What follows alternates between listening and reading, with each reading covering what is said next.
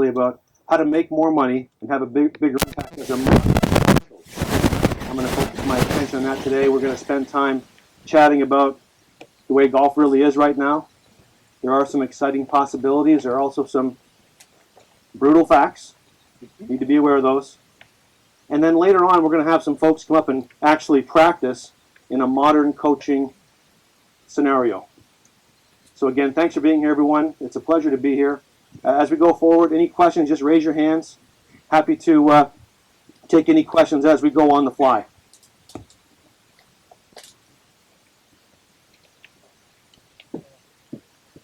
I've got a handout, as everyone knows, so I'll try to stick with the program, if you will. But as Bill said, I'm very fortunate. I have the world's greatest partner in Dr. Rick Jensen from Boca Raton, Florida. Dr. Rick, raise your hand if you know Dr. Rick Jensen. He's one of golf's great sports psychologists and one of the great guys in golf. Has been heavily involved with high-performance players, has had 13 players win professional majors. He doesn't talk about it because he's a clinical psychologist. He's licensed. Doesn't talk about those people. But his heart, like my heart, is in helping PGA professionals do a better job and bring the game forward. And when I left the national team program in Canada in 2011, Dr. Rick and I became partners, and we've been working ever since on a program we called Certified Golf Coach. And that's a program to take PGA, LPGA professionals and provide them with deeper dive training, if you will, and help them do well. The good news is that we've trained over 400 PGA, LPGA professionals to date. And the really good news is that in an independent study, 94% of those people gave us top marks. And so we're very fortunate to have opportunities like this to speak to people and hopefully spur people to look at things differently and move the game and move their businesses forward. So without any further ado, let's talk about what golf coaching really is. That's a word that people oftentimes are not clear on. They use the word instructor. They use the word coach interchangeably. It's like there's a bit of confusion. So that we're all speaking the same language, to be a golf instructor might be one of the most noble things there is in golf. Golf instructors, like family doctors, are the heart and soul of this game, or the heart and soul of the healthcare system. So a golf instructor, I'm one, proud to be one. A golf instructor is someone that looks after basic fundamentals, club delivery, helping people learn the basics of the game and become golfers. That's a great thing. You can't be a golf coach or an effective one unless you first and foremost are a golf instructor and an experienced one. So a golf coach is someone that's different than a golf instructor. A golf instructor focused primarily on club delivery, basics, swing technique. A golf coach does that and teaches the entire game. Just like a psychiatrist is first of all a family doctor, then becomes a specialist. And so when people become specialists in professions, they make more money and they have a bigger impact. And that's one of the things that I'd like to talk to you about today is how can that be, what does that look like, and what's really happening in the real world. As I mentioned, we've trained over 400 PGA and LPGA professionals today, and we have a lot of great examples of people that have really shifted their careers. So my son is 15. He said, Pops, he said, how will you know if it was a successful trip to California? Good question. I said, it'll be successful if one person, hopefully more, decides to shift their career forward. And so I invite you to open your mind to new possibilities and explore what modern golf coaching is. So golf coaching is teaching the entire game. We had two world-class people with us this morning, P and Lynn. I was at their first training in 1998 in Stockholm, Sweden. I saw them earlier. We're going to have dinner next week at the TPI World Golf Fitness Summit. They're remarkable. They have stake claim to what's called step 4. They own step 4 in golf. They own the playing skills piece, which I'll talk about. We're going to talk about the 4 steps to mastery, but they have done it without even knowing it. They own the 4th step, which is playing the game, the essential playing skills. And as we heard this morning, boy, they've got that figured out, and they just keep learning and keep getting better all the time. They own that step the way that David Pels owned the short game at one time in this game's history. And the game is really changing. It's really in its infancy as far as teaching and coaching goes when you look at the overall scheme of things. And I'd like to also invite you to step outside of the world of golf. As Bill mentioned earlier, I was the national coach in Canada for 13 years. Also part of this long-term player development movement, which is because of the Olympic Games. Golf's going to change, folks. Golf is changing more than you know around the world. There are millions and millions of dollars being funneled into golf, other countries, because there's gold medals at stake. And so they're hiring sports scientists, people that aren't going to guess anymore. They're going to hire biomechanists, sports physiologists, sports psychologists. Performance in all sports gets better. This game is really going to move forward. The good news is you're sitting in seats in a place and time to be on the front of that curve. And the early adopters will be the ones that win. So it's a pleasure to share some information with you that you hopefully will find interesting, and to make sure that you realize that you already know how to do this stuff. We inherently know how to do it through all of our sports experiences and our golf experiences. In the UK, a shocking statistic came out. 92% of the golfers do not take golf lessons. 92%.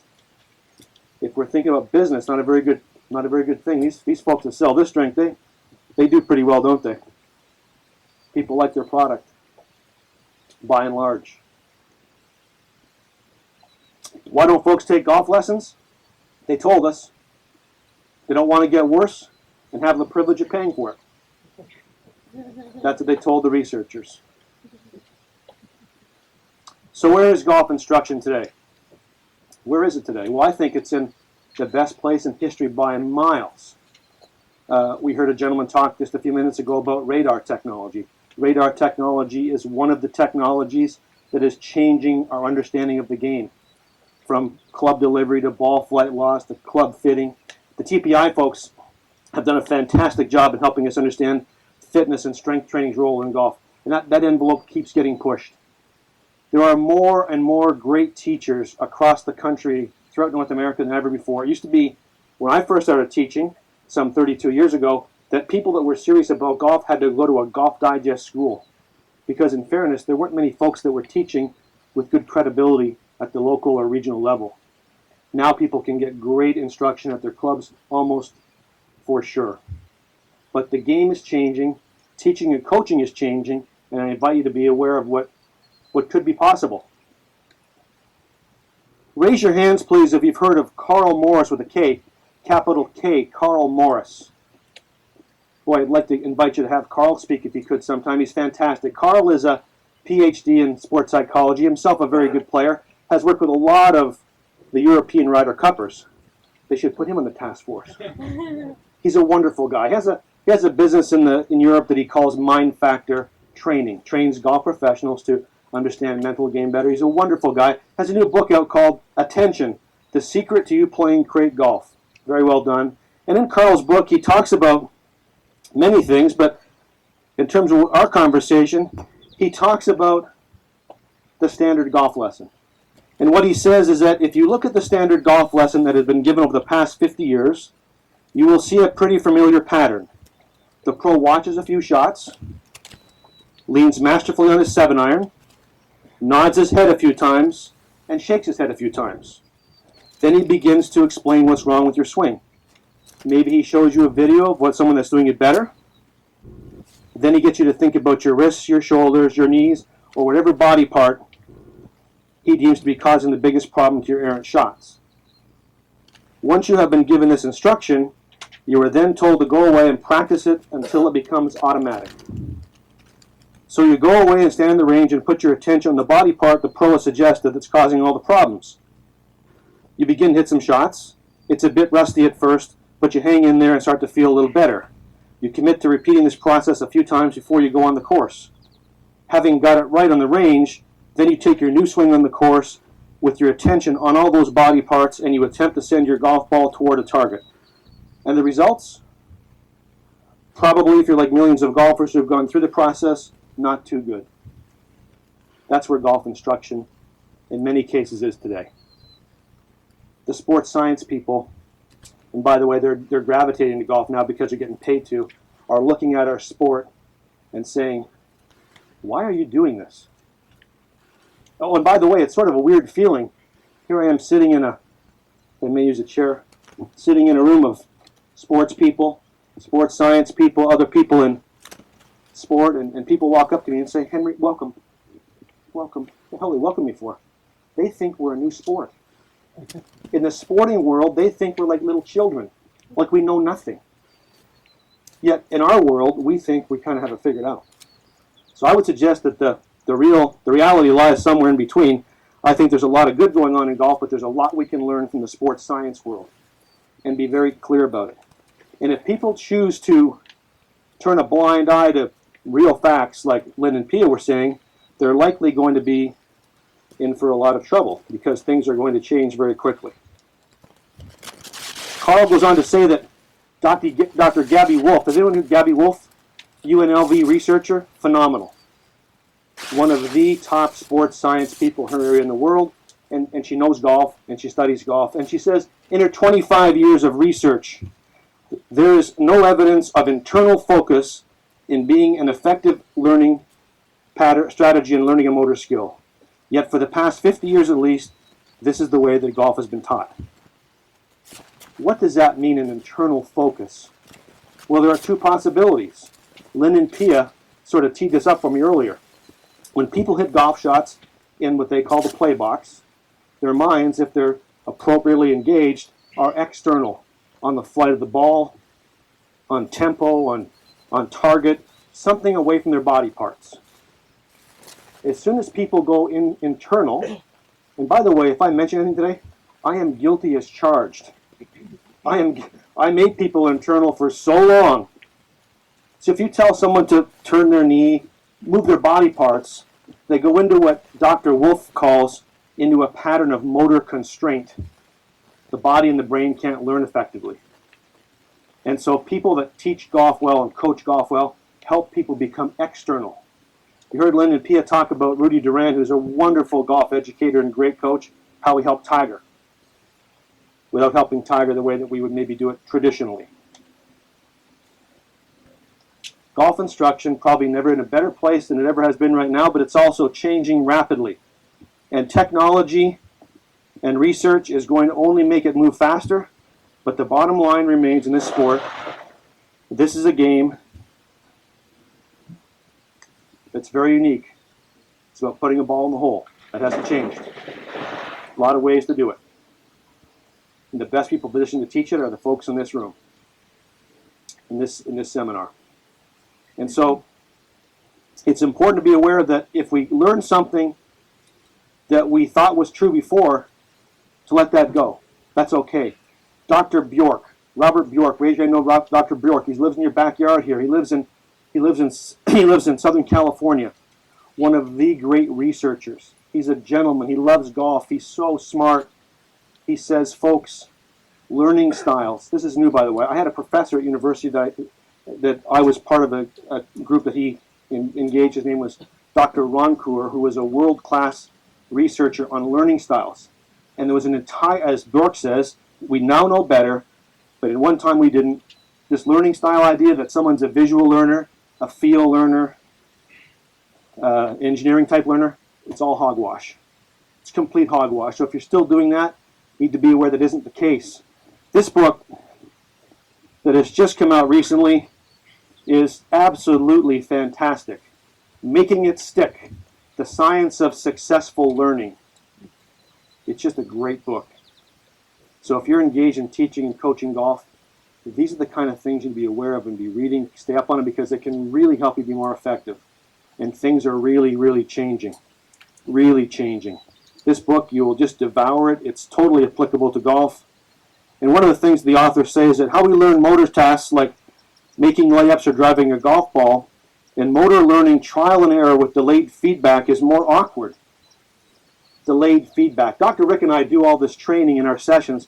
We train feedback, etc., etc. We can't do that all today, of course, but delayed feedback means that you allow people to hit shots, you allow them and honor them the opportunity to make mistakes without having to fix them, and you give them delayed specific feedback.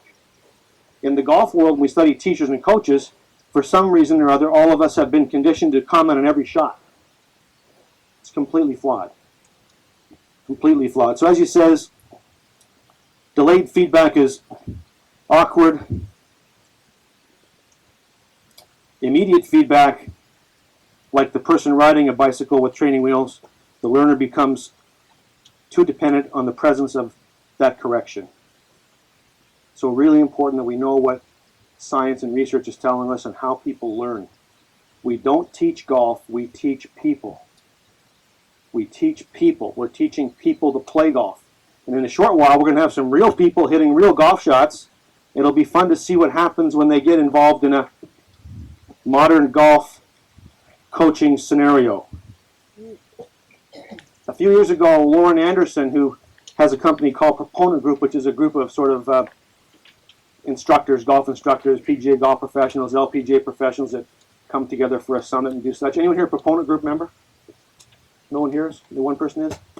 He hired a firm called Golf Data Tech to get some real numbers on what do the consumers really think about golf professionals and teaching and all that sort of thing. As you can see in your handout, the good news is that people really like golf professionals. They think that we're, by and large, nice people, we're engaging, we're fun to be around, they respect us, they want to take lessons, they want to be involved, but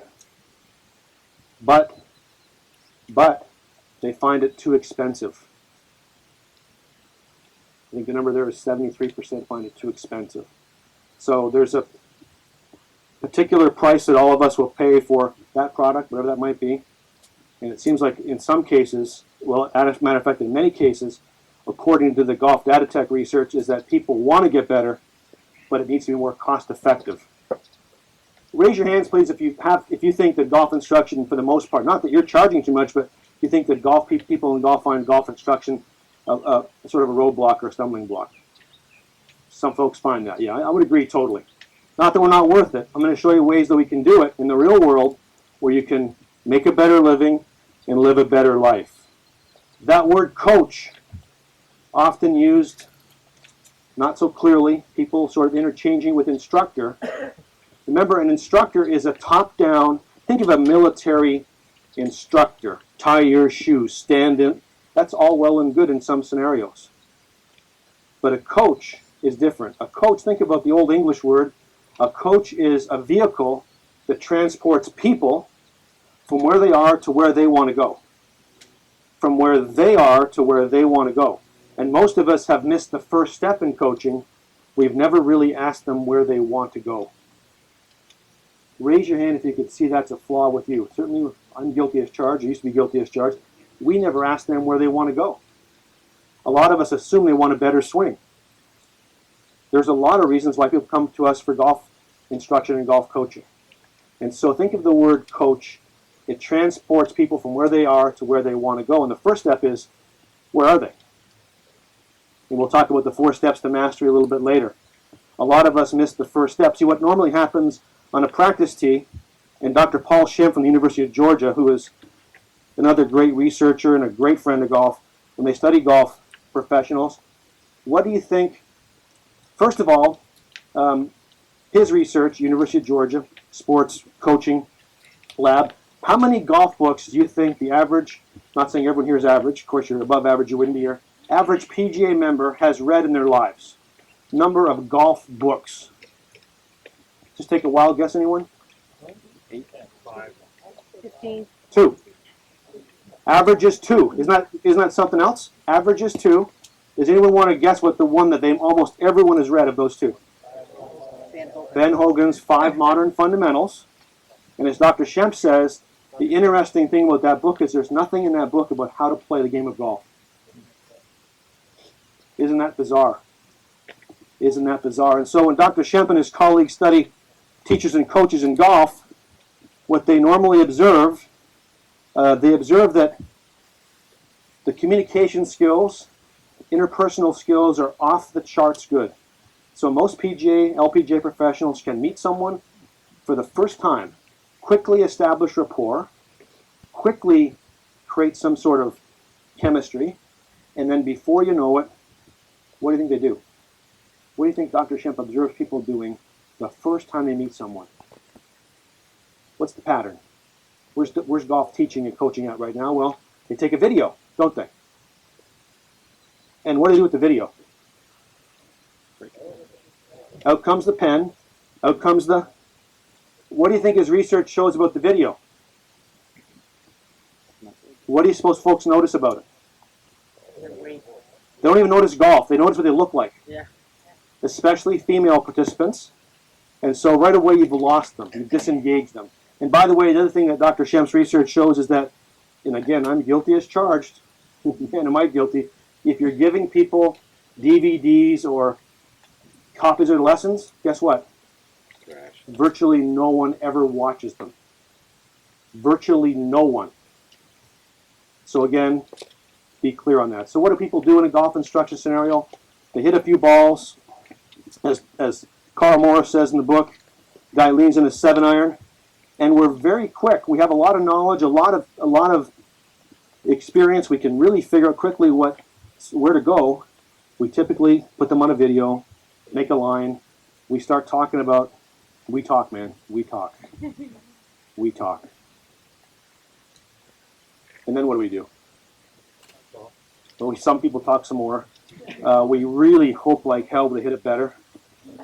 They hit some shots, and we tell them to go and practice and hope to see them again in a week's time, 10 days' time.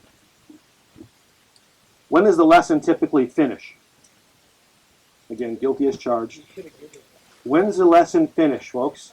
When they hit a good one. When they hit a good one. That's not motor learning. We'll talk about that later.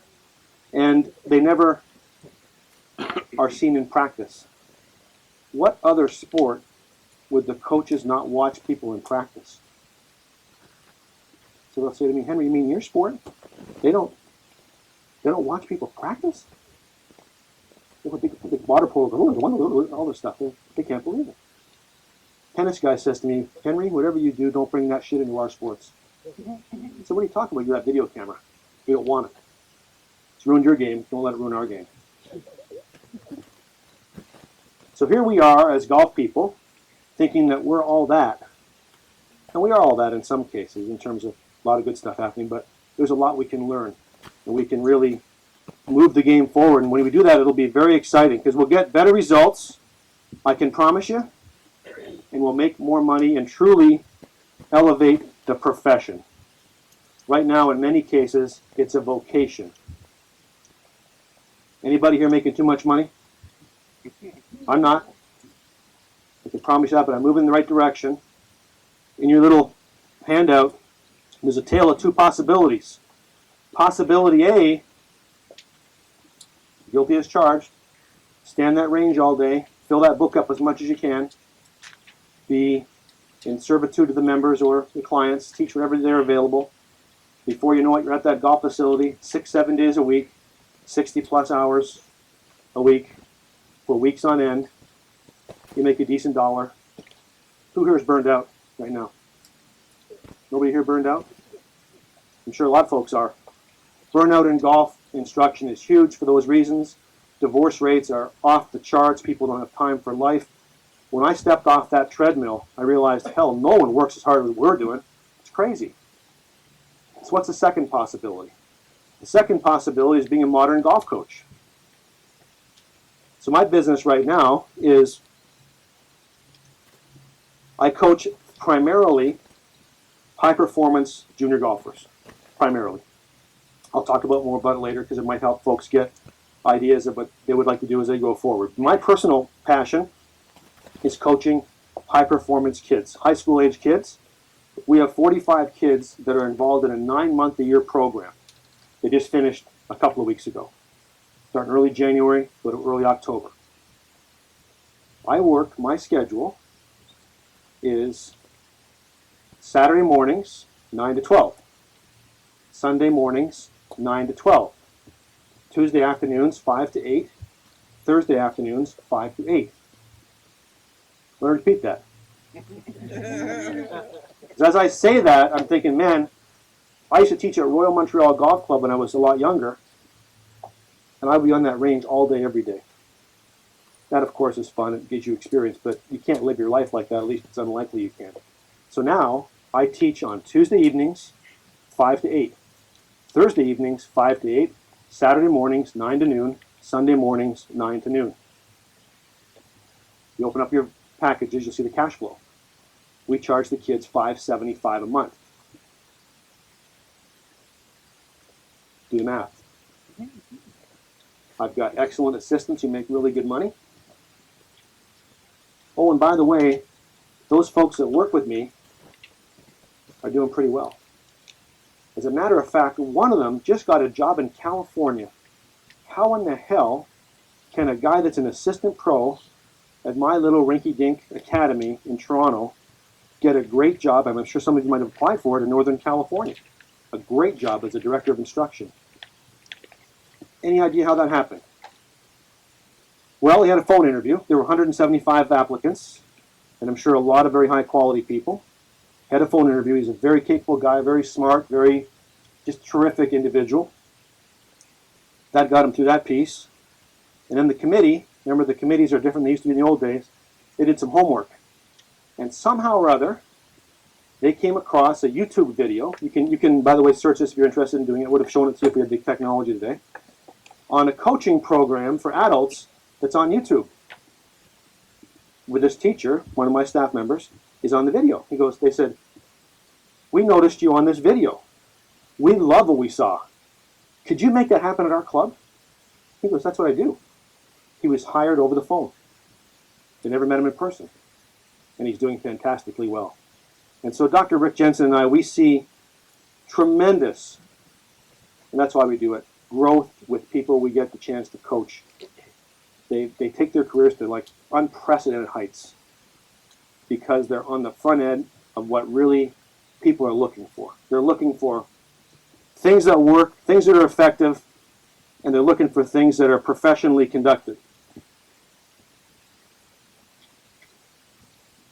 In case you missed it, because when I say it, I can hardly believe it. I work Tuesday evenings, Thursday evenings, and weekend mornings. Now, in total fairness, that's not all I do. But for that program, if I just want to do that, I would do very well. I do other things. I teach private lessons. I do all this kind of crazy stuff and all that stuff. But if that's all I want to do, it's more than an adequate living for my family's needs. More than an adequate living. 20 hours a week.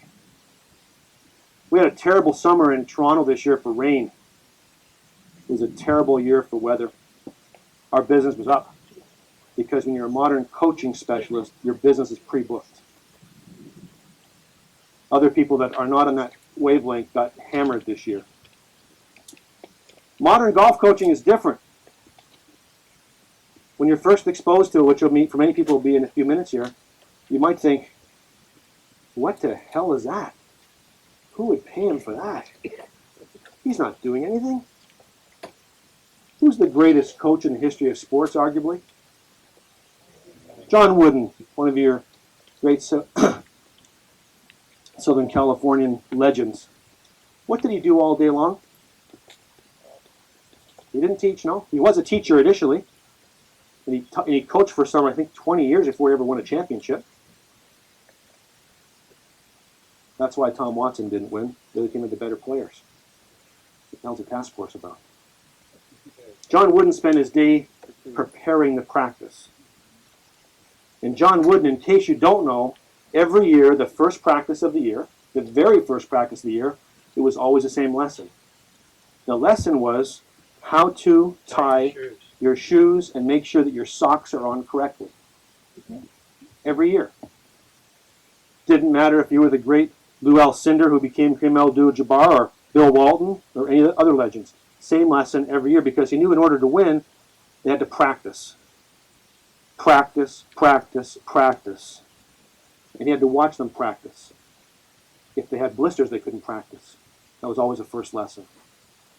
And so coaches, this will be hard for you to get your mind around at first. P. and Lynn alluded to it today many times. Talked about Rudy Rand, are referees for learning. When you watch a great basketball game or a football game, some of you watch ice hockey, I hope. When the referees do a good job, what do you notice? You don't notice them at all, do you? When you watch a great golf coach operate, you'll notice that it's not really about the coach anymore. It's about the athletes, it's about the students. So the coach needs to set the environment. So we're going to have a practice here a little bit later. It'll be a lot different. We do a full training, Dr. Rick and I do. We have 5 classes that we teach. He's done an incredible job on the mental game class. He created an app for it where the coaches get the app to use. It's incredible. Lynn and Pia talked this morning about how golf coaches can teach mental skills. I can promise you we can. We have a program called the Shift to Modern Golf Coaching, which is really the fundamentals, foundational pieces of how to teach and coach effectively in the modern age. They're all 2-day classes. And we have a program called Coaching in Action, which is 2 days, 90% of it outdoors, on how to conduct practices. And we find when coaches get that information and they get the experience of doing it, they all go through it, they can make it happen at their clubs. And it's incredible what the successes are. So coaches are referees for learning, setting the environment, managing the learning, and letting it all happen. Totally different to what Dr. Shemp sees with his graduate students when they study golf teachers. What does he see? Every shot, someone gets feedback. How much positive feedback is there usually? Needs to be 5-to-1, as Lynn and Pia said today. Minimum. So modern golf coaching is different. Our role is different. Did I tell you that I work Tuesday nights, Thursday nights, Saturdays and Sundays? And did I tell you that I never come home tired, because the modern golf coach is not tired because he's not spending energy the way that we were doing the old-fashioned way. Does that mean that golf instruction is not part of this? Hell no. Golf instruction is the foundational piece. As someone said, the gentleman who presented for radar, Flight Scope Radar, said, boy, you've got to make sure people hold the club correctly. You've got to make sure that their fundamental patterns are all in place. There needs to be time for that. I'll explain how we do that later. That's a critical piece of the puzzle. Without that, you're whistling Dixie. See, golf has 3 essential skills. The first skill is ball control. The people that win golf tournaments control the golf ball. They put it in the hole the fastest. Without ball control, you are whistling Dixie. You could have the best high jump, vertical jump, do the push-ups, do the whatever. If you can't control the golf ball, you can't play. So golf is about controlling the ball, the distance, trajectory, and flight. It's about decision-making. How many folks here are teaching decision-making? I sure as hell wasn't before. It's one of golf's essential skills. And it's about self-control, controlling your thoughts, emotions, and behaviors. Most of us don't get past step 1. Step 1 is hitting the ball, having good technique. I think Pia said this morning, she said, the one thing common about all the Hall of Famers is none were the same. Look at the Hall of Fame, how many crazy swings there are. Has anyone seen, we were at Baltusrol, Dr. Rick and I, a couple of weeks ago. We had a wonderful workshop. We did our first junior golf one. It was exciting. But I just thought of it. Has anyone ever seen Ed Bergall swing? Yeah. And that man beat Ben Hogan to win the U.S. Open. If you haven't seen his swing, I believe did he have a child issue? Did he have polio? He had a withered left arm, and so at impact, he's like this. Is that fair? He's like this at impact, and here he is at the fabled Baltusrol on the walls, beating Ben Hogan in his prime, win the U.S. Open. So this game is about ball control, it's about decision-making, strategy, and it's about controlling your thoughts and emotions and behavior. And if we focus our attention as coaches on those things, we win big time. Before we start the coaching, though, there are things that would be ideally in place. Number 1, do the clubs fit? Who's the gentleman I borrowed the 9-iron from? Where's that gentleman? These clubs fit me. He says, oh, that club's no good for you. It's 4 degrees flat. Well, my clubs actually are 4 degrees flat. The equipment is incredibly important. And the newer stuff that's coming out is incredibly well manufactured and designed by all the companies. It's important that it fits people. Make sure that their bodies can function appropriately for the game. I've got a background in sports science and physical education, lots of TPI training, just enough knowledge to make me really dangerous. Really dangerous. So I don't do that. I have someone that works with our academy as a partner, if you will, as someone we just refer business to. I just pay him his hourly rate. Dr. Nick Mardachenko, a former college player who's a chiro, sports physio, strength training guy, he handles that piece for us. But when you study modern golf coaches, they have a team around them. They've got people to support them. I have a lot of background in the basics of mental game for golf. Well, I had a kid a few weeks ago go berserk in a hotel room. His parents told me the kid went in a big AGA event, thought he, whatever, wasn't going to get a scholarship, he played poorly. Parents told me he beat up his hotel room. That's beyond my scope. We have a sports psychologist we refer that out to. So when you're studying modern golf coaches, they have a lot of experience in teaching the game, the basics, and playing the game, and they surround themselves with other people that can support them. Very important. And so when you look at the difference between teaching and coaching, teaching is not better than coaching or vice versa. They're different. And coaching is player-centric. It's player-centric. It's all about getting the player to get the ball in the hole faster. Speaking about children, before I forget to mention it, if you're teaching children, have children, grandchildren, this new book is fantastic called Brainstorm. Brainstorm, it's fantastic. It explains to you why we were all so crazy when we were teenagers. How to deal with those people. Great book. So if you're teaching and coaching kids, or have kids or relatives, great book to be aware of. It's by Siegel, S-I-E-G-E-L, Daniel Siegel. Daniel Siegel, Dr. Daniel Siegel.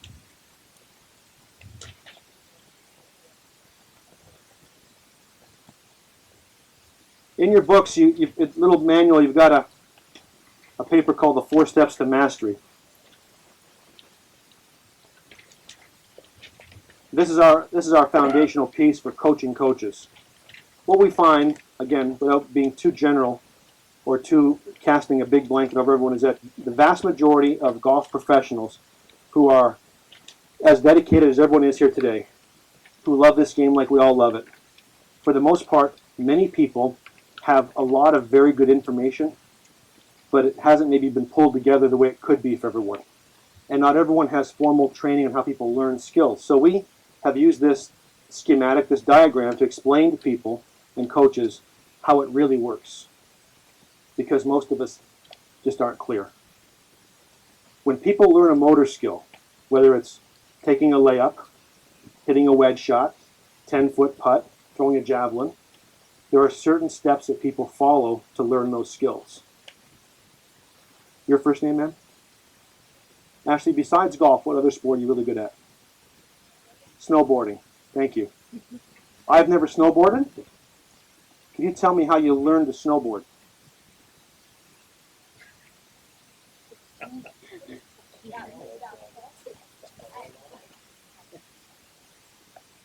Thank you. When people learn skills, whether it's tossing a ball, shooting a basket, setting a, whatever it might be, the way that we learn, there's a certain order in how we learn. First of all, the person has to have the motivation to want to do it. So if Ashley is a snowboarder but has never played golf and she says, there's no way I'm getting in front of this group, she'll never leave that seat. You have to have the motivation to want to do it. So once people have the motivation to want to do it, then they gather information. We all do this differently. Usually it's by watching someone else do it. You probably saw someone else snowboard, whether on TV, at the hill, whatever there was, could be on YouTube. You saw this sport in action. You said, I want to do that. And that image resonated in your brain, and your brain began to percolate different ways that you are going to learn how to do it. And then how did you learn to do it? By doing it. We learn by doing. And I don't know this for a fact, but I bet you fell a few times. That's how we learn. Step one is being clear conceptually on what it is we're trying to do. Now, the Doppler radar, folks, phenomenal stuff. There's all kinds of great technology. That's wonderful for us to know. So the first step is having the correct conceptual knowledge of what to do. And that does not mean for golf coaches that we have to articulate the ball flight laws or all the jargon. What do you think the best thing we could do if we're helping someone learn the game do is? We need to hit the ball. And what Dr. Shemp has discovered through his research, we're not sure where this stuff gets into the game, but somehow or other, it looks like the late 70s it started, golf teachers, instructors stopped bringing their clubs on the range. And a lot of us stopped demonstrating. It's an amazingly powerful thing to demonstrate. Demonstrate at a speed that the person could potentially acquire. Not at your full out speed. At the speed that individual may be able to, at some point in time, do. So demonstrate.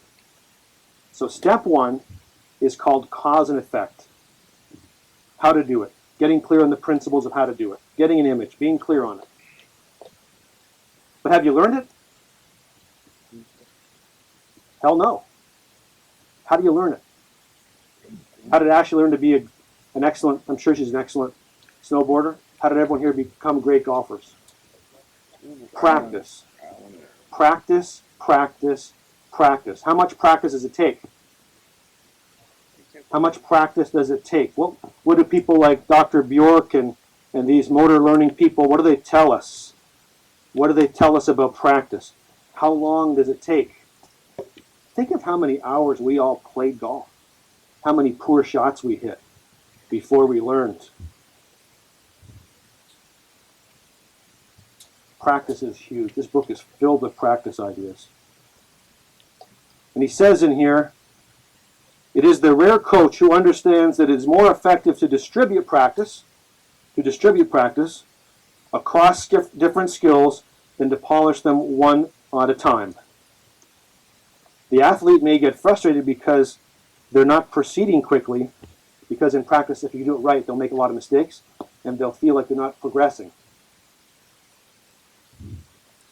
But by the next week, they'll be better at all aspects than if he went through each session polishing one skill at a time. Does that sound like traditional golf coaching? You're going to see modern golf coaching here in a few minutes, but what you're going to see is people on step two, supervised practice. So step one is being clear on the concepts, what should be happening. Again, doesn't mean you need to know the minutia of what, just being clear on it. So if Ashley taught me how to be a snowboarder, she might say, put your feet on the board this way, whatever that sport is like. I don't know that sport. And I would get better at it with practice and feedback. And who would give me the feedback in snowboarding?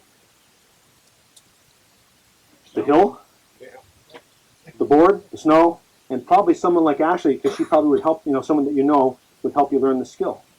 So supervised practice. How long does it take to learn a skill? Anyone have even a 10,000 hours. Well, that's a word that's used a lot in the Olympic world, and it's a great. So in case you're not clear, that's they call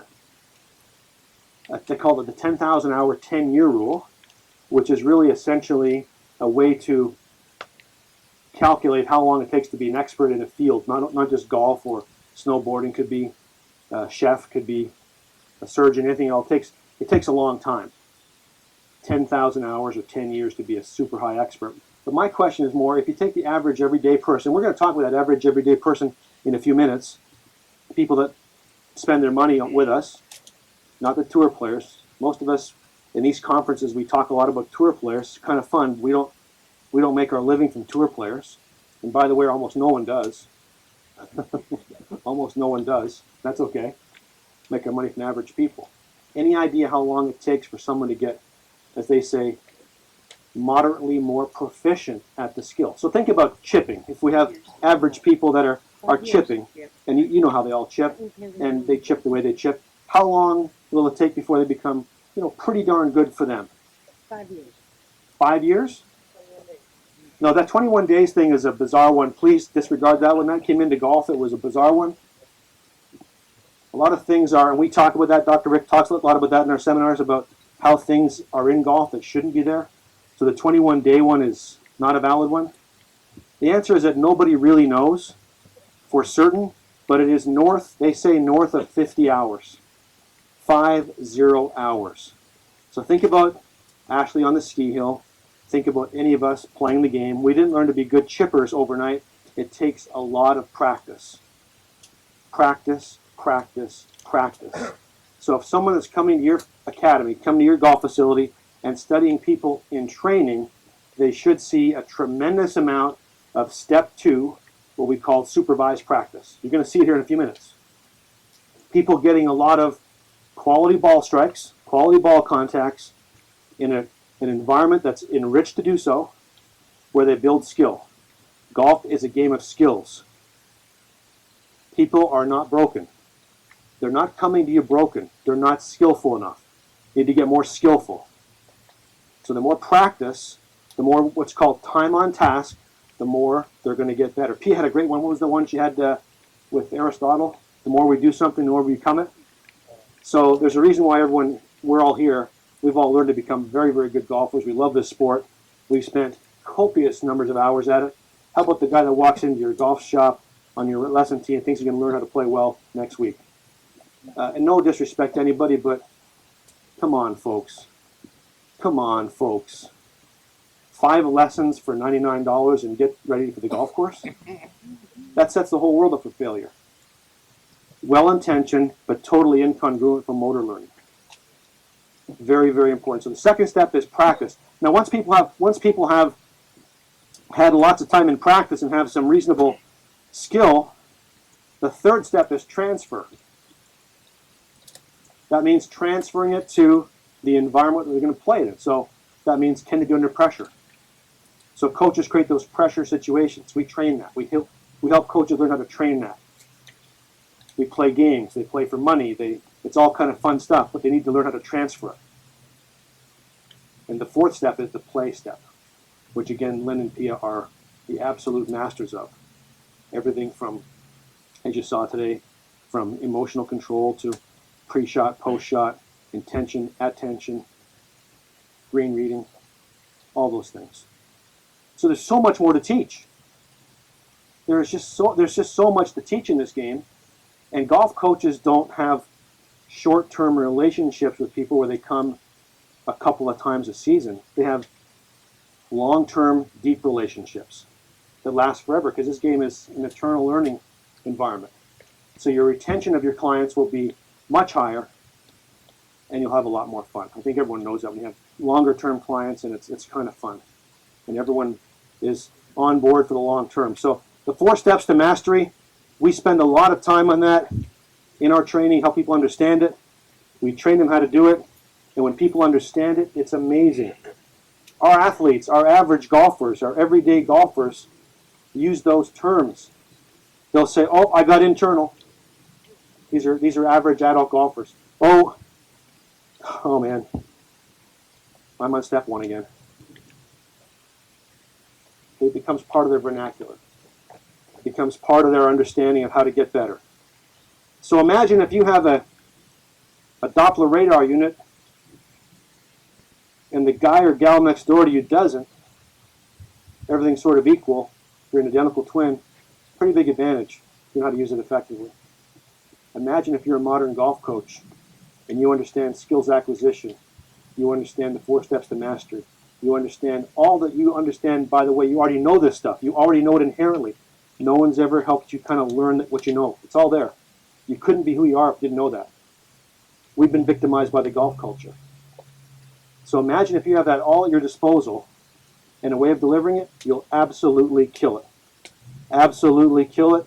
You'll have so much fun, it'll be amazing. So how do you sell it? How do you sell modern golf coaching? Well, we train folks. We give them, in our programs, we give them actual tools. We give them a slide deck that you can put your own club logo on, your own personal logo on, your keep art, whatever you want to do. that gives you the actual slides on how to help people understand how to get better. So we train you how to use the slides to let your clients know that you're trained at a new level and you're a modern golf coach. Who the hell wouldn't want to get better? One of the marks of an expert is letting them know that you know something different that you didn't know last year. So the way you sell golf instruction in modern golf coaching is to make people aware of it, how people learn, how it's effective, why it's effective. But why did people not take golf instruction in the first place? Was it because we're not nice people? No, they think we're great people. Was it because we're not? You got it, man. Cash. Cash. In my world, in Toronto, I charge $150 for a golf coaching session. You won't see it anywhere on my website, but if people come for a coaching session, it'll be $150 for 45 minutes. They get 45 minutes with my assistant immediately thereafter to reinforce practice what we've been working on. That's what I would charge for private coaching, not instruction. Now, it could be on step one, which would be instruction, but it's coaching. I do as much as I can on the golf course. I'll come back to that later if you have questions on how that might work. That's sort of what I charge. I charged more than that for a while, but I could sense that people didn't like it. I sensed that there was too much. So with $150, they seemed to be all good. I was all happy for it as well, so that's what I charge. So this year, I did a little pilot project, because I like to do that so we can show our coaches what's possible. I created a program called Sunday School. So on Sunday mornings, we go outdoors with the kids in the summertime. So Sunday mornings is open now in the summertime. They go 3 nights a week and Saturday mornings, in case you're wondering what my schedule. So Sunday mornings were open. And I love to play golf on Sundays. That wasn't a problem because I'm only working 2 hours. So on Sunday mornings, the adults come for Sunday school. It's 8:30 to 10:30. When they arrive, we've got everything set up. Very much like this putting area, typically 3 stations. We start promptly at 8:30. They sit down. We have an academy building, nothing too extravagant, but a nice building, and we just chat about. People like to talk about golf. You see, it's not all about what we know about instruction. There's a reason why they're playing golf. They're playing golf for social reasons as well. They want to be heard. They want to celebrate. They want to commiserate. They just want to be involved in a sport. Pretty lonely sport if you go for a one-on-one lesson.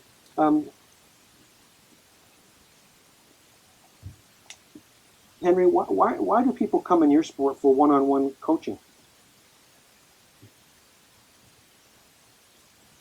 There's 40 sports here.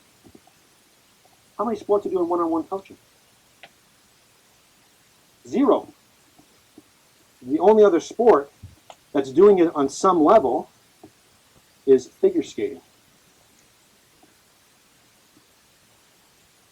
So Sunday mornings, the adults come, 8:30.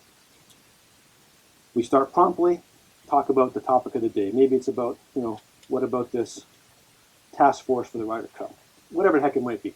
Something's always topical. Just a few minutes for that. We get it warmed up. We do a quick little warm-up. They hit a few balls, and then we divide them into 3 coaching stations.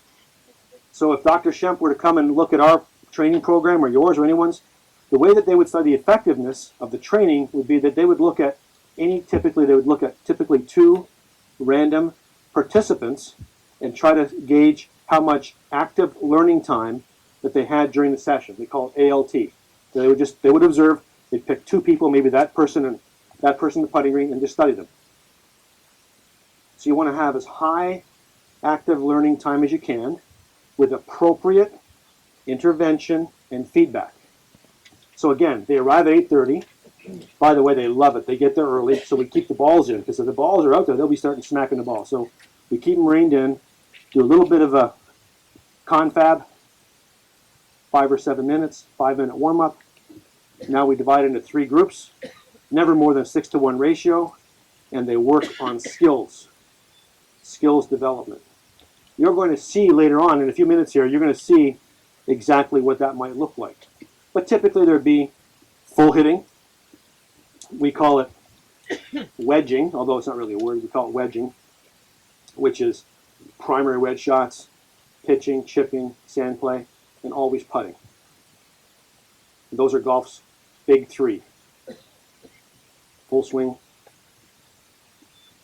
wedging, and putting.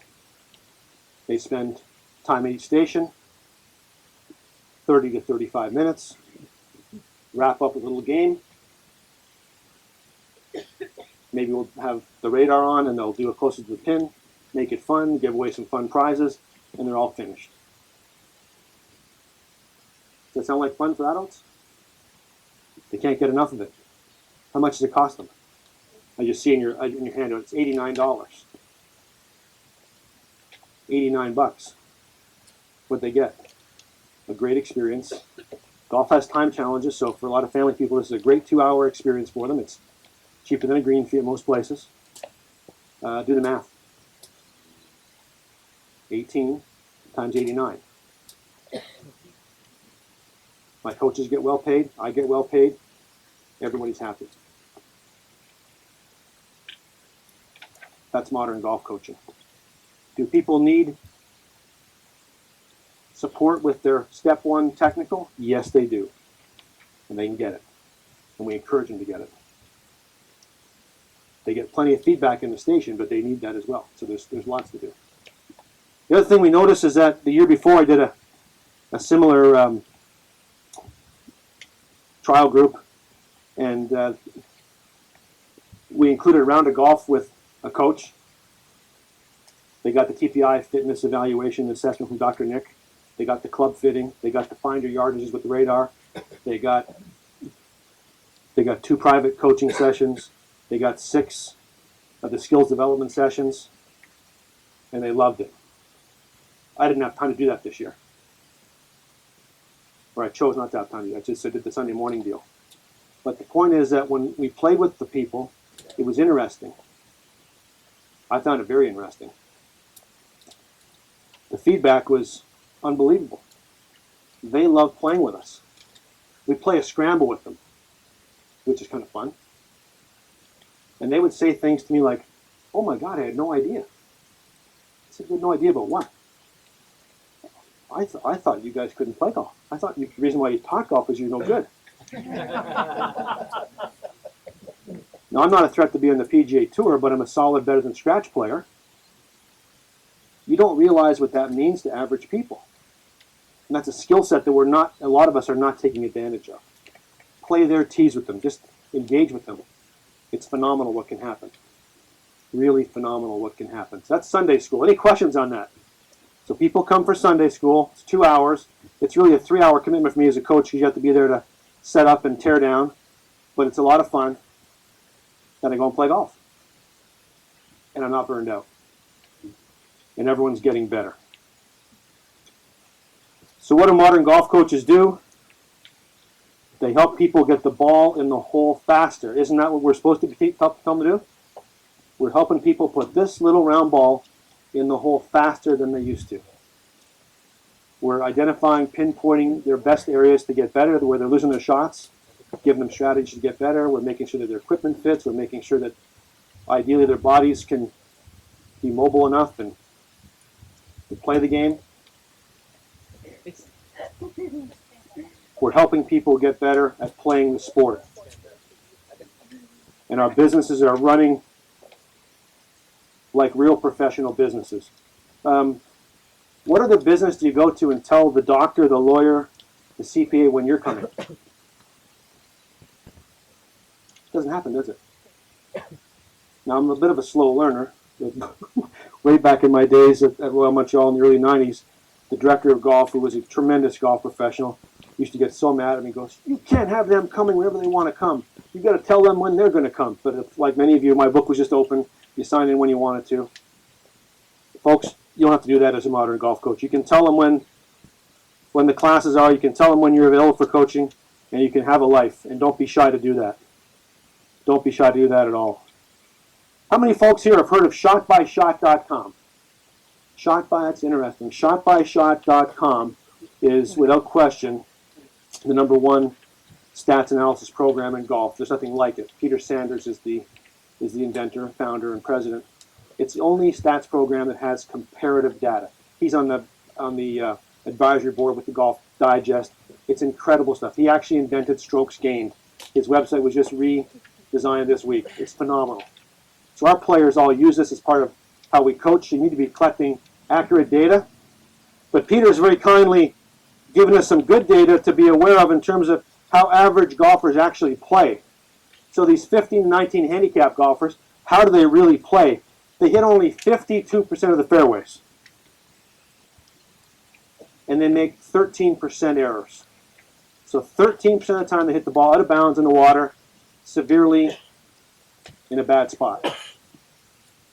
Anyone want to take a guess at what the advantage is to being in the fairway versus the rough in terms of proximity to the hole? So in other words, if a player has a ball, well, imagine it's a fairway, he's in the fairway at 150, what distance from the hole does that same player need to be in the rough to hit the ball the same distance from the hole? The answer is it's about a 50-yard advantage to be in the fairway. 50. So you can see that modern golf coaches educate people on how the game is played. Sort of like playing cards, helping them understand how the game is played. So let's help them get the ball in the fairway more often. Let's help them get proper drivers that are well fitted to them and help them learn driving skill. And how do you get skill? Through practice. Practice, coaching, and feedback. So in our coaching, they hit a lot of drivers. For that reason, it's so important. In terms of approach shots, from 100 yards, they're hitting the green just about half the time. From 100 yards. I know everyone here can make people get better than that. What happens to the same person if they get back to 60% or 65%? Or they practice like Dr. Bjork says. How does Bjork say to practice? Anyone know? You got to get him here. He's phenomenal. He's close by. He is phenomenal. He says, folks, if you're hitting that, let's pretend that this green in front of us with the two blue flags, if you could, folks, pretend there's only one flag. It's in the middle of the green. York says the first possibility is that you practice to the middle, to the flag that's in the green. Just keep hitting to the flag, to the flag, to the flag. That's all well and good. That will develop skill. The second possibility is you understand motor learning and skill acquisition, and you intentionally hit the first ball to the extreme left side of the green, the second ball to the extreme back of the green, to the right side of the green, front of the green, and the fifth ball to the target. People will get far better, far more effectively, and far faster doing that. Does everyone know about the basketball free throw study, where the group tries to intentionally miss the free throws? Does everyone know that study? So in basketball, so research, again, Bjork's part of that group. These are college players. Group one, they practice free throws the way that you try to make them all day long.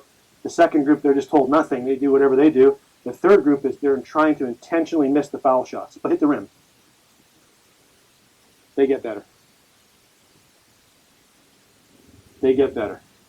So practicing is hugely important, the way that we do it, and realize that the people that we're teaching only hit the green 3 times out of 10 from 150. 3 times in 10. What causes that? Well, it could be, obviously, fundamentals that are flawed. A lot of times it's equipment. What do you think one of the biggest determinants is of that missing the green so much? Pardon me? Thank you, sir. Yeah, they picked the wrong club. All day long, don't they? That's coaching. Let's help them learn that. That's how radar can help you. That's how we can help. So imagine if someone can get better just ever so slightly from 150 and 100 yards and just hit one more fairway around. Chipping and pitching inside 40 yards, they miss the green 16% of the time. And their average leave is unmakeable. That all comes with practice. In terms of putting, where's their 50-50 make-miss average golfer? 8 feet. That's on the PGA Tour. 8 feet's on the PGA Tour. 5 feet for these people, and that's being generous. A lot of them aren't that good, especially put pressure on them. But if they miss a 6-footer, they're all mad as hell, aren't they? But look where they 3-putt from. They're more likely to 3-putt than 1-putt from 16 feet. And once you get those folks outside of 30 feet, what did Pia say today? I miss. So So you can help them so much. But most of us, we're conditioned to think it's all about their swing. How many folks, when they look at themselves, and again, guilty as charged, if you really study our coaching and teaching, we're spending all of our time here, almost none there, almost none on the golf course. Very easy place to be. A modern golf coach gets out in that golf course and creates real live situations as often as possible, makes the game more fun for everybody, especially for you.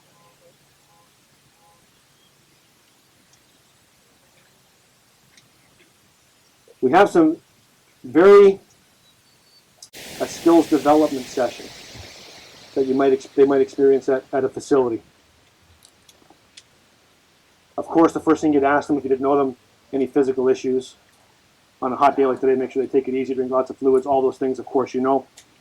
But these folks will be told in the meeting, before they ever got to this point, why they're doing this. They're here to develop skills. Practice is supposed to be hard. Do you think John Wooden's practices were hard? What did he do in practice? Anyone know? No. He never studied the opposition one time. His teams won all those they never even cared about the opposition. He was a fitness nut. He wanted to make sure they would never be outworked, out hustled, or outplayed at the end of the game.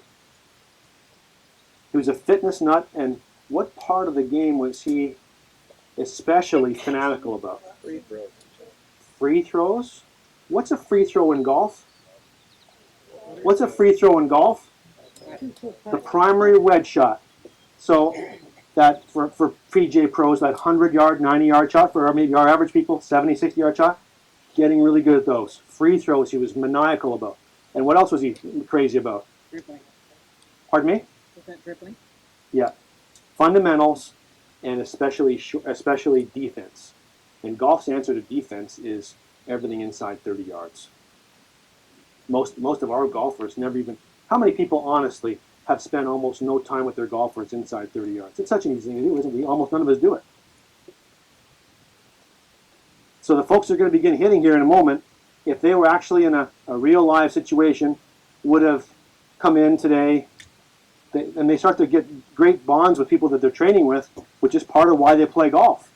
And if you do search for the YouTube video where you see the adults taking the training, just so you're clear, I hired a video guy to come because Dr. Rick and I were saying, geez, the people come into the sessions, that they love what they're hearing, but they can't picture it. So I just told the guy, look, just come and take some video. I didn't tell him what to do. He took the video, and he interviewed people afterwards, and the things that they were saying, I wasn't ever thinking they'd ever say. They say things like, boy, it's fun, we get 3 different coaches' perspectives on things. They say things like, it's fun to be with other people our own skill level. And they start making friends within the group. So again, if this is a real situation, a few minutes inside, chatting about whatever is topical, quick stretch to get warmed up, not already warmed up today. The group is now in 3, so these 6 golfers are going to be hitting shots to build skill. That's all they know. If they hit the ball well or not so well, just hit shots. Let yourself learn. My role is to be the referee, to observe them in practice. If I see any issues that need to be supported, I'll support them, but I'll give them the honor of failing if they so fail. That's how you learn to snowboard. Imagine if you were snowboarding and every time that you fell before you hit the ground, your husband or boyfriend or both grabbed you, didn't let you fall. You wouldn't be the same snowboarder. Very important. So without any further ado, I'll get the 6 golfers to please get their clubs and put their bags on the extreme right side of each of the hitting stations. And as they're warming up, and I'll ask them just to hit a few balls to get warmed up a little bit. Anybody have any questions? I have one point I have to make. Real quick, everyone, we are going to be checking you out when you leave. Okay, if you have to leave early, so be it, but let us know if your name is not signed out at the end of the day, then you won't get credit for this particular session. So make sure before everybody leaves that they stop back at the back tent and sign out. Not at all. Thank you. So folks that are hitting balls, if you could just please find your And the folks that are watching, just get a front row seat. It's going to be easy to see. It'll be fun. So the folks that are hitting balls, don't be worried. They're not going to be watching you specifically. They're just going to be observing golf balls being hit. We can get some more balls. I'll give you a spot. We'll give you a spot down here for the gentleman. Henry, what's the name of the author in Making It Stick? The author of Making It Stick, it's by Brown, Rodiger, R-O-E-D-I-G-E-R, and McDaniel. I'll give you a spot down here. There's plenty of room. Pretty good. Lots of room. Lots of room.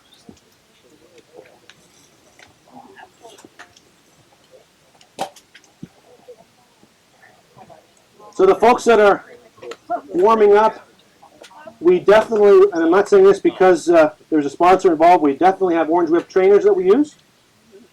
And by the way, we also use PSPs, the little ones, in our training. I was kind of hoping we have them here today.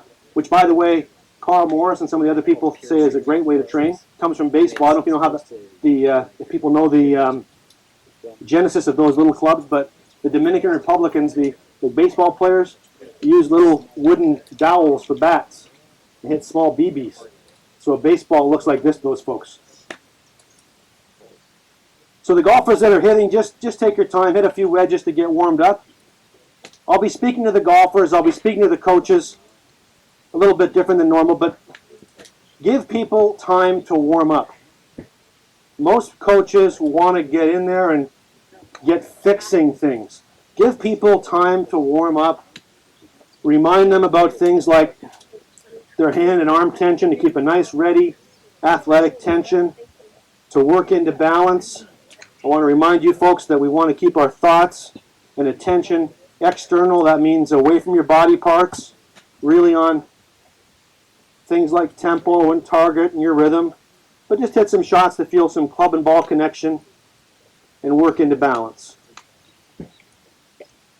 Henry, Yes, sir. can you let them warm up? Is it something that you purposely make yourself, make them aware that you're watching, or do you like them to warm up without you, something you allow them to kind of run around?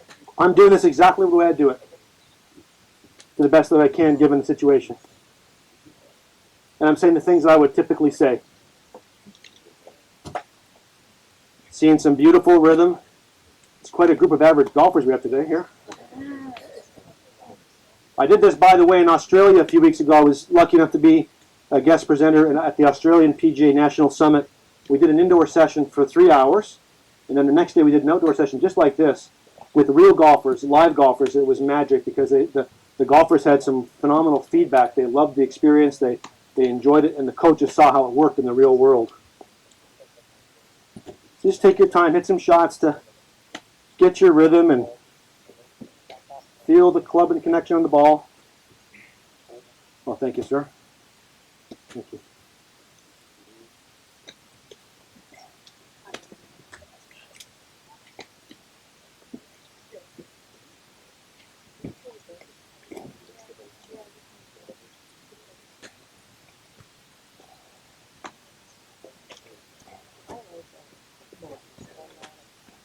Dr. Rick and I have a mantra we tell the coaches: shut up and let them learn.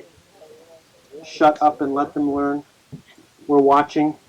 You can see so much, like Lynn and Pia were saying today earlier, by body language, movement patterns, everything about their golf and themselves will come out in their golf. Let them practice, let them get warmed up.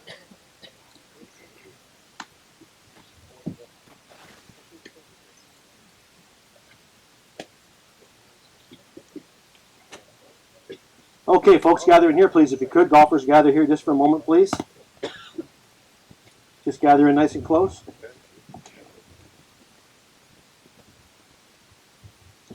I want to remind you and reinforce the importance of safety. Please never walk in front, ever. Please respect your own boundaries. Only walk backward. Never be absent-minded and look for a tee. Of course, I know that they know this, but please reinforce that every time. You'll see intelligent people doing some bizarre things, as you all know. So please be aware of the safety piece. Don't be shy to make mistakes. Do your best at the ball as solidly as you can. A lot of us in this group are going to work through some awkward times here. Some drills will be more difficult than others. Just do your best. Please keep your attention as often as you can external. on striking the ball solidly, on things away from your body. Could be target, could be flight, could be a simple feeling, but not on how you move your body. Is that clear? First drill I want you to do is take a 8 or 9 iron and hit balls with your feet together. Hit balls with your feet together. Hit the ball as crisply as you can. So just put your feet together. So for the coach is watching, there's no need to tell them why they're doing it. Just do it. And don't discount the importance of you doing it. Remember that these people that are watching here today are PGA professionals, but the average person, they have no idea. Just hit balls with your feet together, toes touching, work into balance. Use a 7 or 8 iron would be great.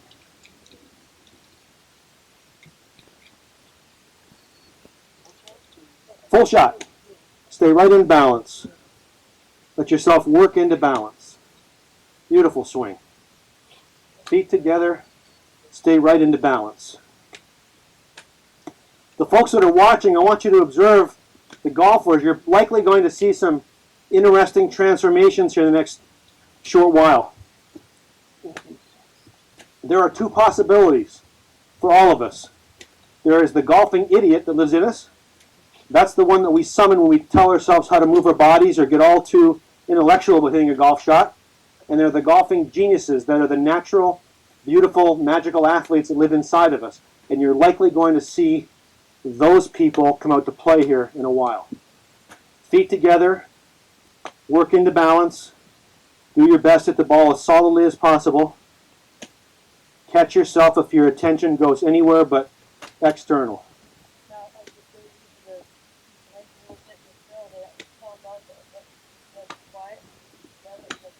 I'm just letting them learn. I'm letting them learn. Their bodies and minds are much more intelligent than I am. Their bodies will figure out the right coordination and beautiful shot and synchronization. And everyone's swing will be different. Feet right together. Beautiful. Work right into balance. Work right into balance. Some gorgeous golf shots. Everyone stop, please. Gather here, please. Gather here, please, just for a moment. This next drill is called the foot behind drill. And again, I want to remind you, we're just trying to hit the ball as solidly as we can. Do the best that you can. I want you to put your back foot considerably in behind your front foot.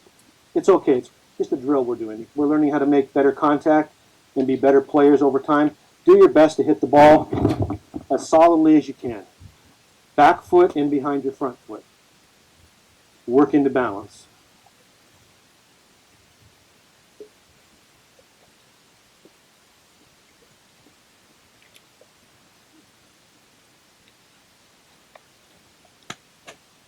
Even though I'm yakking, which would not be the case normally, notice how quiet the learning environment is. People become deeply engaged and absorbed in hitting. And they love it. Get your back foot considerably behind. Hit the ball as crisply as you can. I'm sorry, your first name is? Your first name, ma'am? It's okay. What's your first name? I'm sorry? Your first name is? Dale. Dale. I observe that you have your back foot in behind nicely. I observe your shoulders are in this position. I'd encourage you to put your shoulders in this position. See what happens. It's okay to be a little uncomfortable. Some of these drills will be a little easier for others than hit the ball as crisply as you can. Some beautiful contact. Make sure that your attention is outward. Not on how to do it. Swing with rhythm and balance. Great golf swing.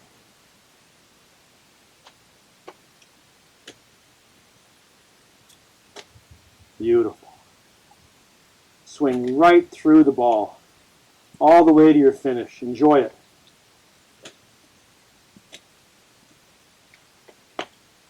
Swing right through the ball.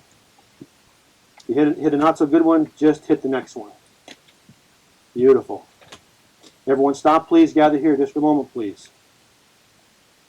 The next drill is a step through drill. Step back like so. Club is back here. Feet are back here. and step through. Work into balance. I'll do it one more time. It's not a race. Just hit the ball as solidly as you can. Take your normal starting position. Put your foot right back here, club back here, step through, and hit it. Work into balance. Remember, folks, that we're all PGA professionals. We get in our own world. The average person at our clubs and our facilities very seldom, if ever, hears even a good shot. They don't even hear those shots. They're playing with people that are making miss hits all the time. So there's so much happening in the learning environment here. Let them drink it in and do it. Step back, step through. Beautiful. Step back, step through.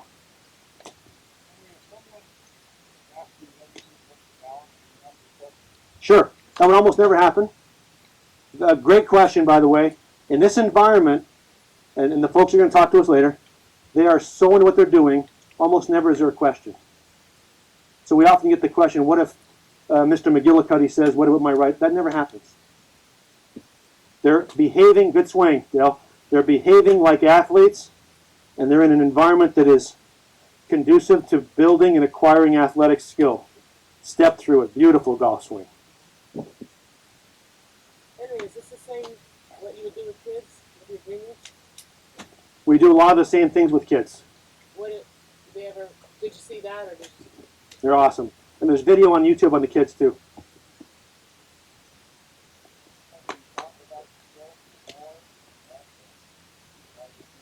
No, why? Hit the ball solid. That's us, you know. That's, again, guilty as charged. We think just hit the ball. Remember Rudy Duran about Tiger, right? Curve around the tree.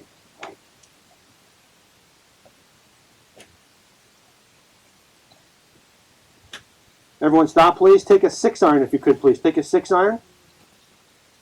Leave your clubs out of your bags. You're going to be hitting a lot of different clubs. So as you take a club, just leave it to the side of your bag. Take a 6-iron, please. First thing I'd like you to do is hit a 6-iron as high and as far and as straight as you can. So whatever that means to you. So you can maybe even imagine a tree in the fairway. So do whatever it takes to hit the ball with a 6-iron as high and as far and as straight as you can. Hit the ball as high and as far and as straight as you can. Try to picture it going up there. Imagine it going up there. Really hit it high and solid. Beautiful. Right over that tree. All the way through. Right over that tree. Gorgeous. Make sure that your attention stays up on where you want that ball to go.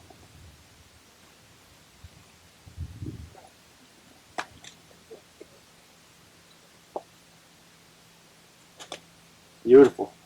Everyone stop, please. Stay where you are, please. Stay where you are. Imagine that we've jumped on a airplane. Now we're in Scotland. The wind is blowing 4 clubs into our faces. Hard to believe when we're here in Palm Springs, but it's blowing really hard at us. Let's hit the ball as low and as hard as we can. Let's keep that ball down and make it stay down and really cheat the wind. Hit the ball as low, a low scalding shot. Keep it out of that wind. Get it to turn over. Beautiful. Get it to turn over a little bit so it bites through the wind. Henry? Yes, sir. This is just golf coaching versus, would you have individual skill, technical lessons with individually, one-on-one? Yes, I'll come back to that. Remind me, okay? I got a This is a skills acquisition session.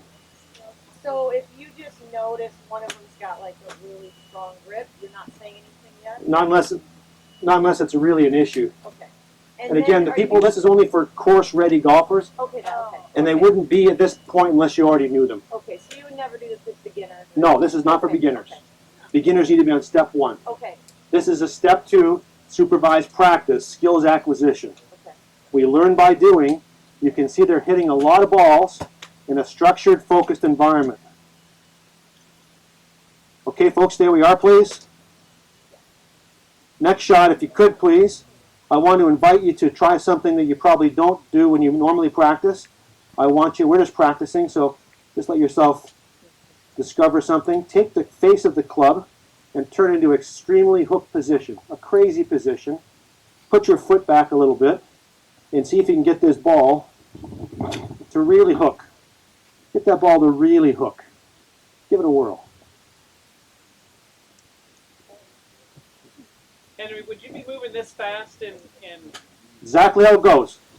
Exactly how it goes. And this aligns completely with what this book says. You work in these experts, they talk about interleaving activities, which is a fancy way of saying make it dynamic, make it fast, keep changing it up.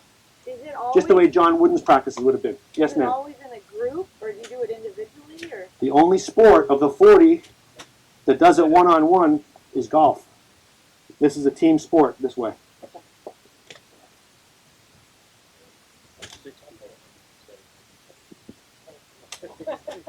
Good shot, Dale. That's okay. Start a little bit more right. Turn that face even more. Really turn the face. Get that thing to really hook. See what happens to it.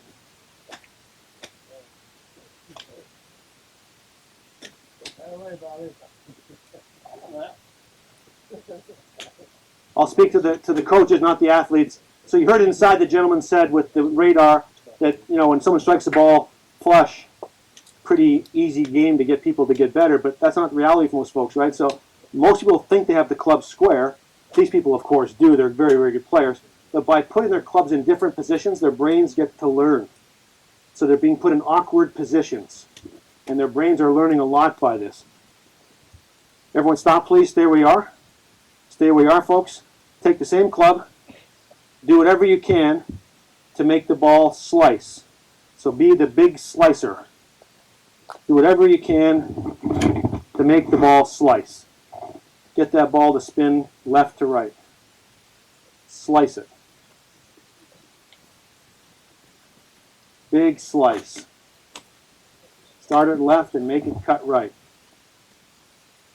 Hit it nice and high as well, please. Nice, high cut.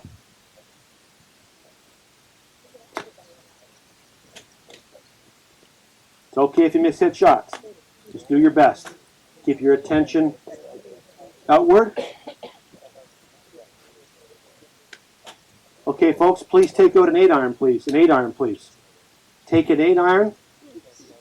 Find a target that you can see where the ball will land clearly. Hit an 8-iron, your normal 8-iron shot. Observe where the ball lands. Be very clear on where it lands. Hit your normal 8-iron shot. Your normal trajectory, and watch where it lands. Great swing. Watch where it lands. Next shot, hit the same 8-iron, please, and try to land it in the same place. Land it in the same place. Do your best to land it in exactly the same place. Beautiful, Dale. Beautiful shot. Was your attention where you wanted the ball to go? Good swing. Take your 6-iron, please, when you hit that shot, and land the 6-iron in exactly the same place, to the best of your ability, to where the 8-iron landed. Hit your 6-iron.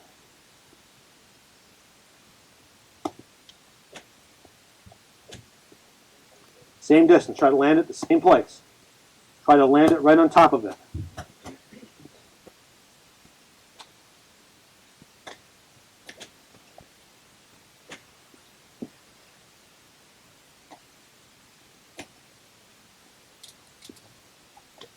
After you hit the 6-iron, take out your 4-iron or the closest hybrid to that and do the same thing.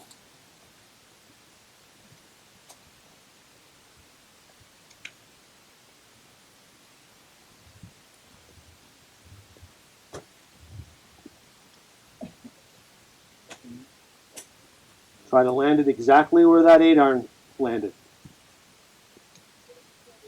Yes, try to land it the same distance.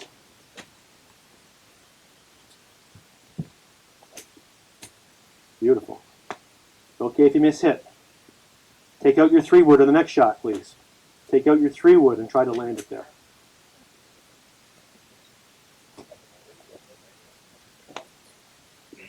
If you think all those Swedish players were an accident, they did this drill. This is one of Pia's drills. The 54-shot challenge, in case you never heard of it. It's in my book. This is part of it. 54 shots in practice that were designed to develop skill. And if you saw the driving ranges over there, you wouldn't believe it. You wouldn't believe it was possible for people like Parnevik and Sorenstam and all those players to be who they are. All off mats. Balls that are almost square.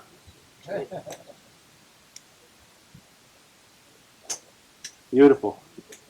Okay, folks, take out, if you could please, a 6-iron.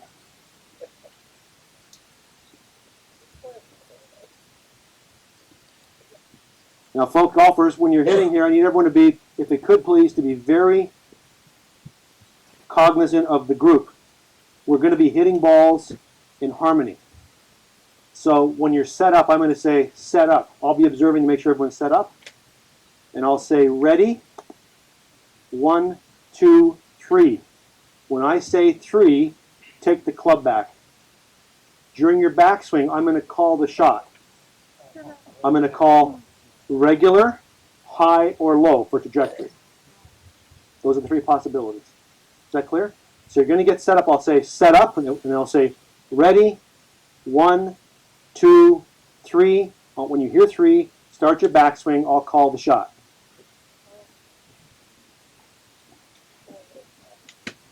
Ready? 1, 2, 3, high. Beautiful. Ready?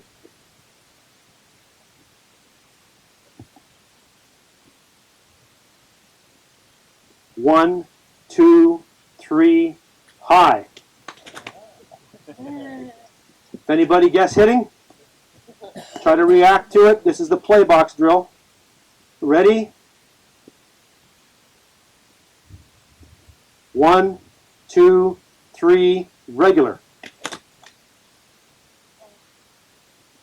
Folks, notice you're observing with the way their bodies are moving. The athletes are coming out to play now. Ready?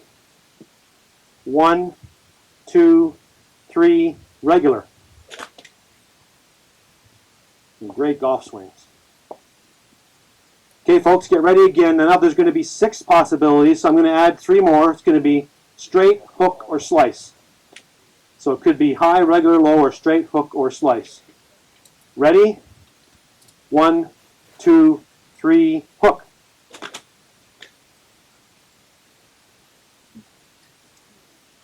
Ready? 1, 2, 3, low. Everyone stop, please. Stay where you are. Is everyone external? Anyone internal think with their body? That's great if you're external. Is anyone guess hitting? You're listening for the command and reacting to it. Excellent. Get ready, please.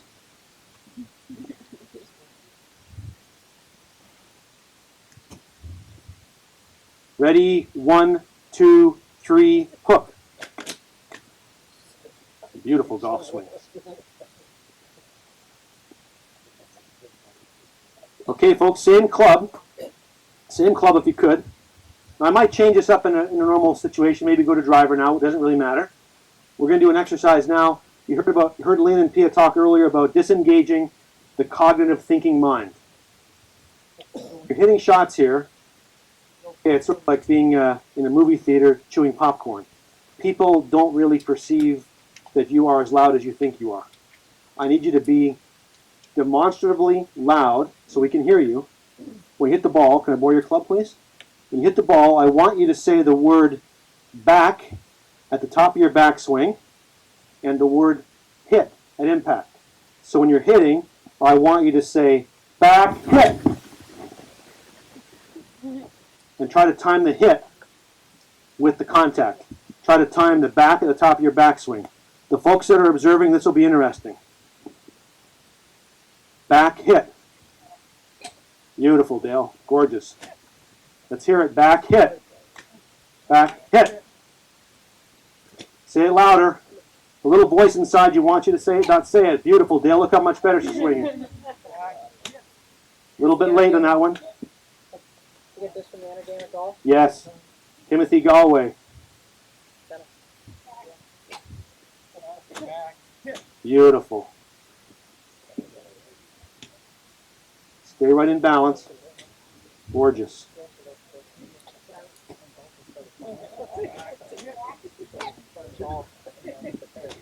Beautiful. Great swing. Isn't it neat to watch? Good swing. Yeah, you can say shit, you can do what you want. Say anything you want, just don't go internal on me.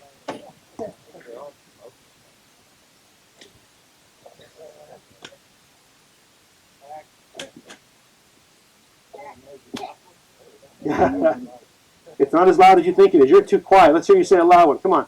Give us a nice loud one. Beautiful.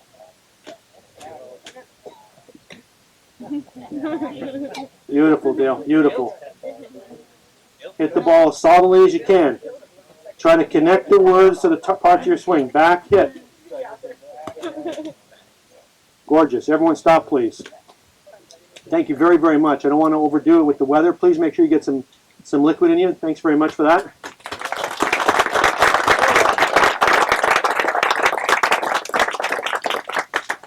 Someone mentioned Tim Galway. For those who don't know, if Tim Galway is a prolific author and performance guru, just a very, very accomplished man. One time, Lynn and Pia brought him to their place in Arizona. I was lucky enough to be invited, and Galway did a drill with us. He said, "I want your watches." He took our watches, put them in his pocket. For our watches, he gave us 12 golf balls, arranged like this one today in Phoenix. He said, "Here's the deal. You have 20 minutes to do whatever you want. The rule is you don't talk to anyone. Have fun." What was that experience like, you think? Any ideas? It was quiet, notwithstanding the balls being hit. But some people hit their balls very quickly. Others didn't quite finish. But people had intention with virtually every shot. And people had a really engaged practice experience. There's a good example of coaching. Might not seem like you're doing a lot, but the messages get through. The golfers that just participated, if they wouldn't mind, if there's a microphone around, maybe we could help them talk about their experience with their feedback from hitting balls. Do we have a microphone we can share with those folks? Henry, as you know, Question, yeah? Yeah, you know this area, we have elderly people. Yes. Would you be, that seemed like a very rapid fire type of like I said, a skills session. Like I said, we're teaching a lot of older individuals. That seemed like rather quick for them. I've never had people complain about it, and you know your clients better than I do. Yeah. So you might do 20 minutes, you could but honor them. You'll be amazed how they respond to you.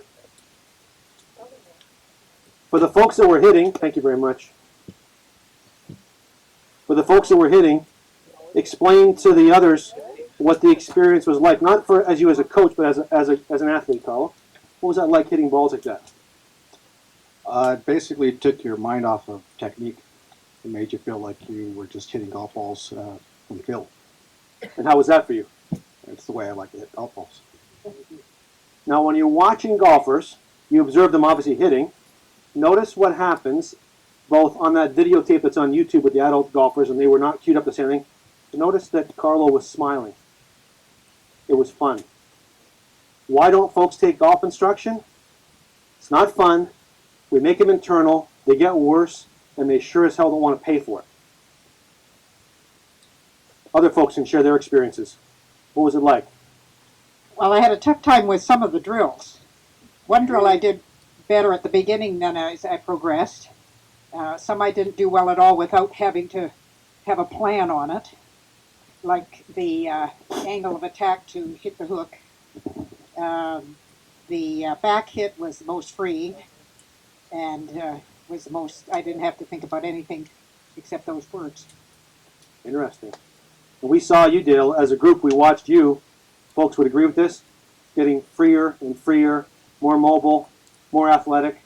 And notice the words that you were using. Before you said you were having some trouble, you were trying, right? You don't have to try. your brain. My best friend, I was so lucky to be trained by a world-class PGA professional. His name was Paul Sherritt. We played golf on Sunday.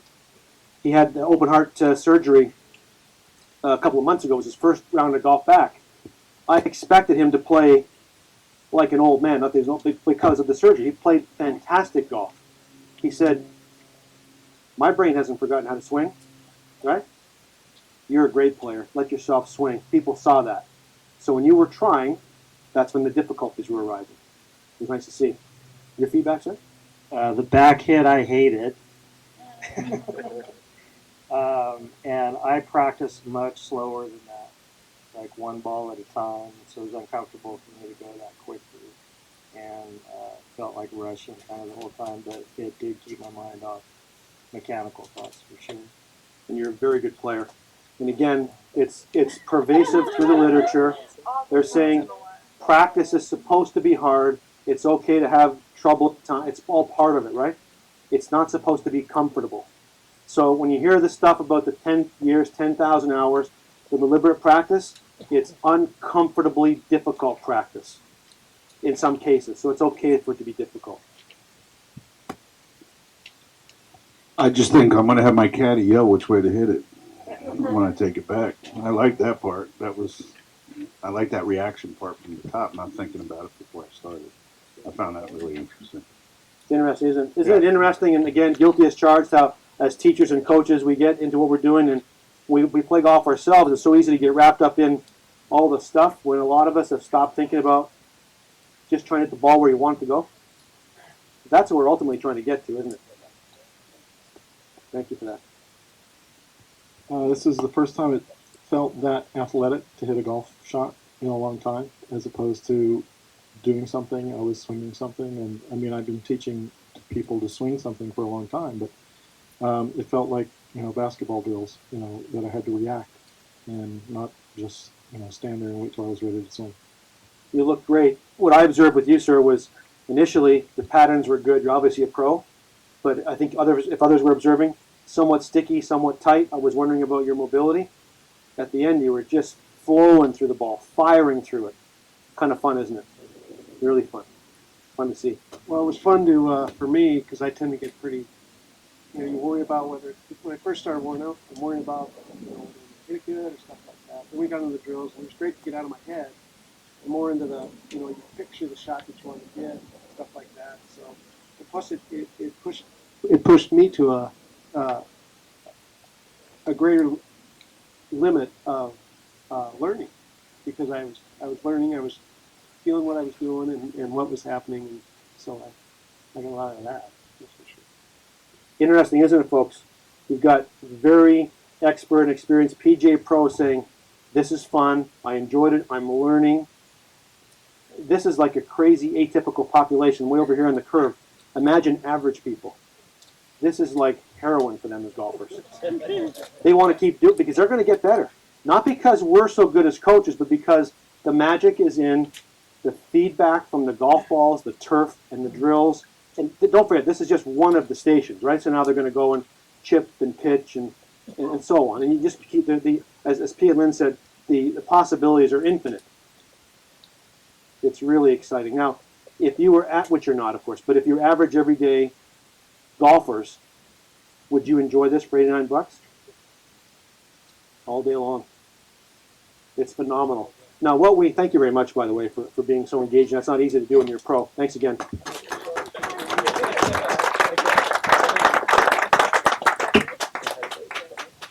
Well, we oftentimes hear, what Dr. Rick and I oftentimes hear from people, coaches we coach, they say, yeah, we get it, we understand it, but we could never do this. We like to get rid of that word never. We try to coach them to try it. We'll say, give us a Monday morning, or give us a 3-hour block, and start with a small group and see how they like it. Now, we've heard all the excuses. I'm at a military golf course, people won't pay. We've heard all the excuses. The good news is this type of training and coaching is adaptable no matter what type of facility you're at. They will love it. Question oftentimes arises. When you see the video, if you happen to go on the YouTube, you'll see some pretty good players in the adult group and some not so good players. What do you think the research says about that? You've got some, 2 handicap players and some 22 handicap players. What do you think the research is saying about that? It's saying that it's very powerful. First of all, the better players enjoy mentoring the not so better players. And they're learning so much. And there's all sorts of things happening, from camaraderie to leadership and on and on and on. It's about more than just hitting a particular position in the swing. Very exciting stuff. Any questions on that? What questions are out there that folks have about making the shift to modern golf coaching? You can all do this. You all know how to do it inherently. You've done it all your lives in other sports. But for some reason, we've been conditioned that our sport is different. That's the first thing that the sports science experts, when they came into golf in Canada, just so everyone's clear, what happens in Olympic sport is that once golf becomes an Olympic, which it is now, an Olympic sport, it's a new game. All of a sudden, the governments, the governing bodies of sport in all the nations, now have jurisdiction over the sport of golf. And they say, because it's about Olympic medals, they say this is how it's going to work in this country. In most countries, they have what's called some non-negotiables. So the non-negotiables in most countries are, does your sport have an LTPD, a long-term player development plan? Has anyone seen the one from Canada? It's a free download on golfcanada.ca. So I was part of that task force where we sat down with sports science experts who come into a room for 5 solid days, and they say, look, just so everyone's clear, your sport is not different, it's not better, you're not better, this is sports. So get your heads out of your nowhere, let's talk about your sports, we're going to ask you some very hard questions about your sport. They asked some hard questions. A lot of good came out of it. There's a blueprint called the Long-Term Player Development Program. It is basically a document that the government signs off on to flow money into the sport. So when do people enter the sport? What do they do? How are the coaches trained? What are the stages for development? How does it work it's really about elite sport. That's what it's all about. And so because these monies are flowing into countries like Canada, Sweden, South Korea, etc., all the countries, the sharpest sports science people are now saying there's better ways to do it. There's better ways to train, etc., etc., etc. So if you're looking for that information, it's a free download. It's called golfcanada.ca. I wrote a research paper a few years ago called The Development of Elite Male Golfers and the Related Probability of Making it to the PGA Tour. If you're interested, it's a free download off my website, henrybrunton.com. There's also a executive summary. But golf is predictable. There are stages of development. Things are very much predictable. Does anyone want to take a wild guess at what the odds are, or here's a better one. How many golfers of any particular birth year, sir, what's your birth year? 1970. So anyone want to take a guess how many male golfers are likely to have bona fide careers on the PGA Tour worldwide who were born in 1970? How many golfers? 10. Approximately 10 golfers will have bona fide careers of 5 or more years. So they're, bona fide careers, 10 players. Of the 10 players, the good news for you folks, 7 of those players are likely to be U.S. born. That means the rest of the world fighting for 3 seats in that bus. So a little country like Canada with our beautiful weather, if we do our job, we should get 1 player out there every 11 years. That would be doing a really good job. The good news is we've got a lot more than that now. We had 2 top 10s yesterday. And more kids coming. More kids coming. So sports science is really coming into golf. But the correct application of the technology is really important. Please don't do what Dr. Rick and I see. We see, for some reason, I think it's because of the internet forums, some of the younger teachers especially think that a modern golf teacher sets up a computer and a radar and doesn't even look at the golfer. They look at numbers and start telling them what numbers they have. be very careful. That's a dangerous place for golf to go. Again, the radar technology is phenomenal. It's an amazing assessment tool. I mean, there's so many good uses for it, but that's probably not the best use of it, for sure. Can you tell us a little bit more about your monthly fee? I'll come back to you, sir. I think there was a question here. Yes, I was one of the earliest adopters of the radar, and I love it. We use it. I couldn't be without it. It's awesome, and we learn so much from it, don't we, Billy? We learn so much by being involved with it. But again, it's a slippery slope because it can become, it's an easy one to fall into, right? But it's phenomenal. And I think that in time, most everyone who's teaching golf seriously will be using that technology.